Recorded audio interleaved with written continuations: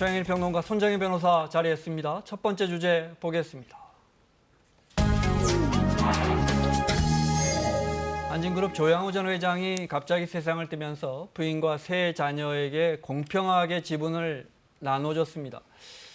그런데 그래서인지 남매들 간에 지분 싸움이 붙었습니다. 이 문제 좀 살펴보겠습니다.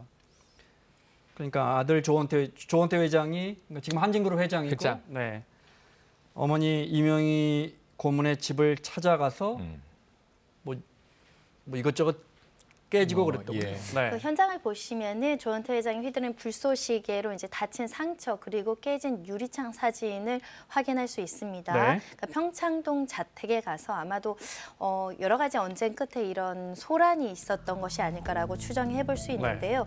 문제는 이런 사진이 외부에 공개가 됐습니다. 보시면은 굉장히 현장에서 물건을 던져서 깨트린 흔적 이런 것들을 발견하실 수 있고요. 네. 심지어는 이 상처 사진까지 공개되다 이건 보니까 아마 이제 이명희 고문 어머니의 네. 상처인 거죠. 예, 그렇게 해석이 됩니다. 일각에서는 이 사진이 공개된 것은 이명희 고문이 주요 경영진 일부에게 이 사진을 전달하고 보호를 요청했다.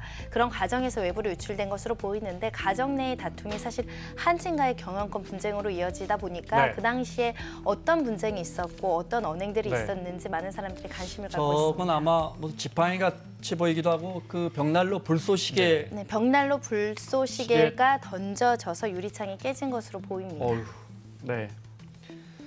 사실이라면 뭐 아주 가족들끼리는 뭐 큰 네. 싸움을 벌인 것 같고요. 네.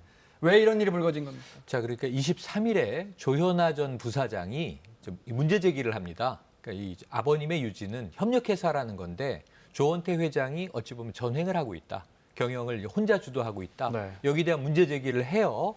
그리고 아마 그 크리스마스 전후에서 이 가족 저녁 식사 모임에서 네. 이 모친의 집을 찾아가서 조원태 회장이 아마 어머니에게 자신의 편을 좀 들어달라고 했을 것 같습니다. 가능성이 높죠. 네. 그런데 이제 어머니는 지금 보도 내용대로라면 이 조현아 부사장의 편을 들었다기보다는 자, 아버지의 유지가 협력하라는 것 아니냐, 합의해서 풀어나가자라고 했는데 조원태 회장은 거기 좀 불만이 있었다는 거죠. 네. 그래서 왜 저희 편을 들어주시지 않습니까? 네. 하는 언쟁이나 갈등 끝에 저런 좀 이제 소란스러운 행위가 벌어졌던 것으로 추정이 됩니다. 지난주 월요일입니다. 네. 조현아 전 부사장 측 입장을 잠깐 볼까요? 네. 그러니까 그 관련해서 고 조양호 회장이 유언이 안 지켜졌다. 그리고 가족 간 협의에 무성의로 일관했다는 내용이 담겨 있고요. 네. 사전 협의 없이 주요 사항이 결정된다라고 이야기를 하면서 얼마 전에 있었던 대기업 총수 그 결정과 관련해서도 협의가 없었다. 이렇게 이야기를 하면서 공개적으로 사실 조원태 회장의 행보에 대해서 비판하고 있는 상황입니다. 실제로 고 조양호 회장이 형제들끼리 잘 협력해서 네. 그룹을 운영해라 이렇게 유지를 남긴 건 분명한 것 같아요. 네. 조원태 회장의 전언을 좀 들어볼까요? 네. 앞으로 가족들과 협의해서 앞으로 이 지지를 협의하겠습니다. 가족들끼리 잘 협력해서 사이좋게 이끌어 나가라고 말씀드렸습니다. 실제로 아내에게는 1.5 법이 그렇게 돼 있습니다. 네, 세 자녀에게는 1 이렇게 공평하게 지분을 상속했어요. 그러니까 네. 실질적으로 이제 상속 지분대라서 공평하게 상속 지분을 분배를 하다 보니까 네. 사실상 가족 간의 지분 차이가 극명하게 나지 않고 소소하게만 차이가 나는 상황이라고 보시면 될 것 같습니다. 아마도 유언에서 협의해서 하라고 하기 때문에 한 사람에게 지분을 모두 다 주는 것보다 일정 부분 법정 상속분대로 주고 서로 그 지분권대로, 그러니까 어떻게 회사를 공유한다는 표현을 쓰죠. 협의할 것을 기대했던 것은 아닐까 생각이 드는데 문제는 이번에 임원 인사가 좀 계기가 됐던 것으로 보입니다. 임원 인사 과정에서 조현아 전 부사장 같은 경우는 측근 임원들에 대한 어떤 승진이라든지 배치에 대한 기대가 있었음에도 불구하고 네. 그 의견이 제대로 전달되지 않았고 심지어 항의했음에도 불구하고 그게 지켜지지 않다 보니까 이런 어떤 불협화음이 외부로 나오는 게 아닐까 생각이 들고요. 또 이명희 고문 임원들에 대한 이야기까지 있습니다. 그러니까 조현아 전 부사장뿐만 아니라 이명희 고문도 내부 임원 승진과 관련해서 어떤 의견을 제출했는데 관련된 임원들이 네. 배제되어 있다. 이런 부분들 때문에 경영권 다툼이 좀 가속화된 게 아닌가 싶습니다. 드라마 보면 왜 총수일 네. 지분 뭐 경영권을 두고 자녀들끼리 싸우면서 임원들 누구 측근 네. 뭐 라인이라고 하죠, 네, 흔히. 네. 그 설명이 더 쉽군요. 네, 정말 그런 일이 벌어지고 있는 건지. 자, 남매의 난, 네. 지분 구조를 좀 보겠습니다. 네, 이게- 대한항공, 한진그룹을 지배하려면, 네, 우선은 한진그룹 전체 계열사, 특히 대한항공, 네. 뭐 진에어, 주한진, 그리고 지주회사가 한진칼입니다. 네. 한진칼의 지분을 가져야 되는 거죠. 그러니까 저기서 보면 한진칼이 대한항공도 33%나 네. 주식회사 한신도 26.16. 진해연은 뭐 60.1%. 과반 이상을 갖고 있군요. 네네. 네. 그런데- 그러니까 한진칼만 지배하면 그렇죠. 그룹 전체를 지배하고 그룹을 지배합니다. 네. 그럼 이제 한진칼의 지분을 네. 이 일가는 얼마나 보유하고 있느냐를 보는 게 중요한데 네. 저는 이게 의문이에요. 네. 왜냐하면 보통 후계 구도를 정하면 고 조양호 회장이 아들이다, 뭐 장녀다. 그럼 지분을 몰아주죠. 네. 왜냐하면 지배권을 강화하기 위해서. 한진일가는 다 모아도 어차피 주식의 지분이 높지가 않아요. 그런데 보시면 조원태 회장 6.52%, 조현아 전 부사장 6.49%, 0.03% 차이입니다.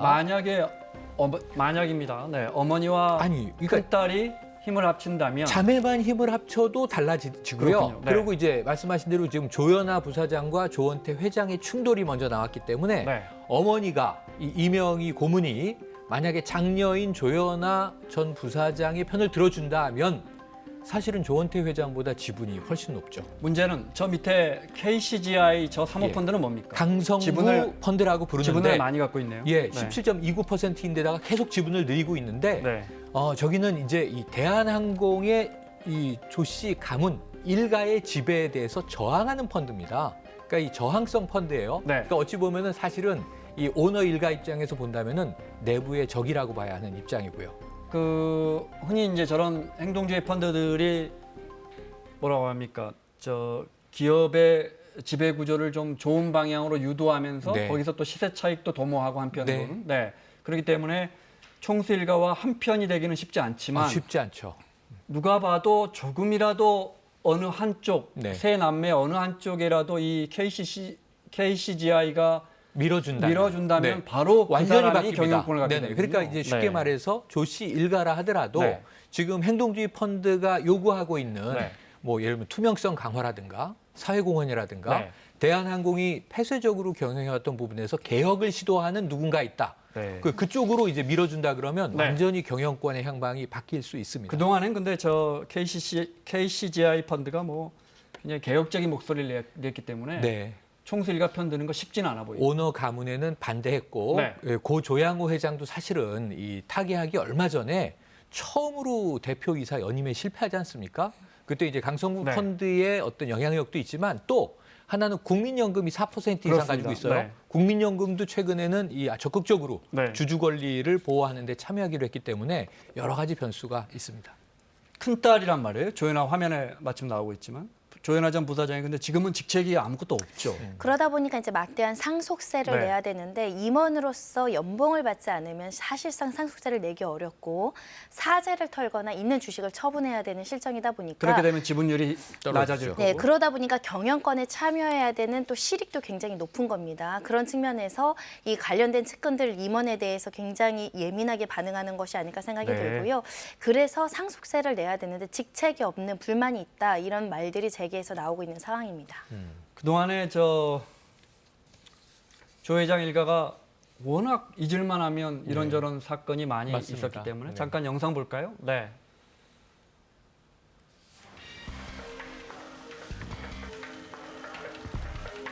음. 2014년의 땅콩해양 사건이고요. 진심으로 사과드립니다. 죄송합니다. 이후에 이혼 과정에서 또 가정폭력 의혹이 나왔고 네가 딴소리를 하니까 네가 딴소리를 하니까 네가 저 쓸데없는 소리를 하니까 막내 조현민 전문 또 물병 던졌다고 해야 물컵 물컵인가요? 네.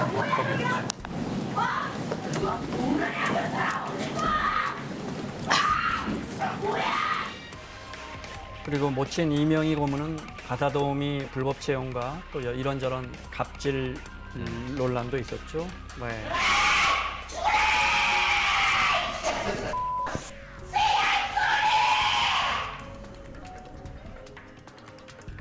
그리고 지금 한진그룹을 이끌고 있는 조원태 회장은 인하대 부정 입학, 부정 편입 논란도 있었고, 또 2005년에는 교통경찰을 치고 달아나다가, 네, 지금 저건 아마 조사받고 나가던 장면일 겁니다. 저희 카메라에서.